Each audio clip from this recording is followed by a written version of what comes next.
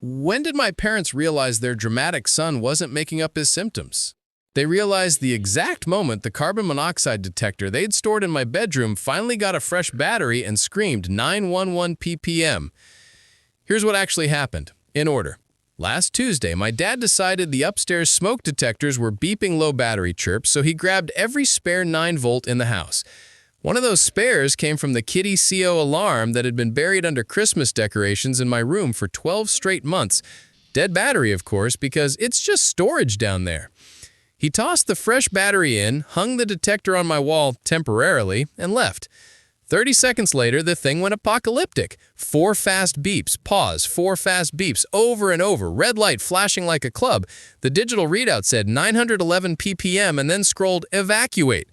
My mom thought it was broken and tried to yank it off the wall. It kept screaming. My dad ran down, saw the number, and his face went white. He's an ex-volunteer firefighter. He knows what 900 plus parts per million means. He yelled, "Everyone outside now!" louder than I've ever heard him yell.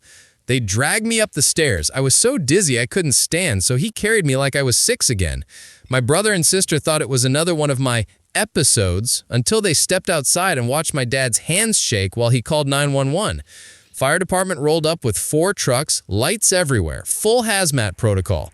They stuck a probe through my basement window, and the meter pegged past 1200 ppm. The lieutenant said, "This kid's lucky he's still breathing." Source of the poison? The ancient furnace in the room next to me had a cracked heat exchanger.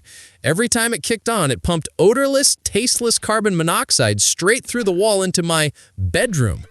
Cold, damp basement plus blocked vents plus zero airflow equals the gas just pooled where I slept. They red tagged the house. We're in a hotel right now.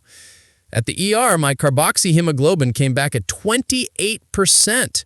Doctor said anything over 30% and I probably wouldn't have woken up that night.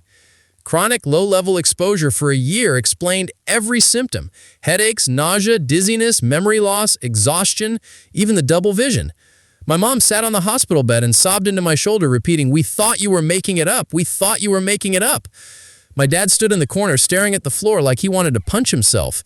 When the doctor explained that normal blood work doesn't catch CO poisoning and that the single doctor visit we did a year ago wouldn't have found anything without a specific CO test, they both looked like they'd been gut punched. Even my brother, the boy who cried sick guy, whispered, "I'm sorry, man. I'm really sorry." So yeah, my parents finally realized their dramatic son wasn't lying the moment the fire department told them point blank that the house they stuck me in was slowly killing me. They're having the furnace replaced, the ductwork redone, and my new bedroom is going to be the upstairs one with the big window my sister currently has. She's not happy about the swap, but nobody's arguing.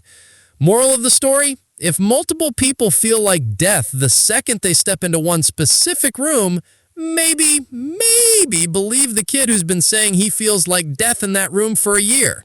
And always, always, always put fresh batteries in your carbon monoxide detectors.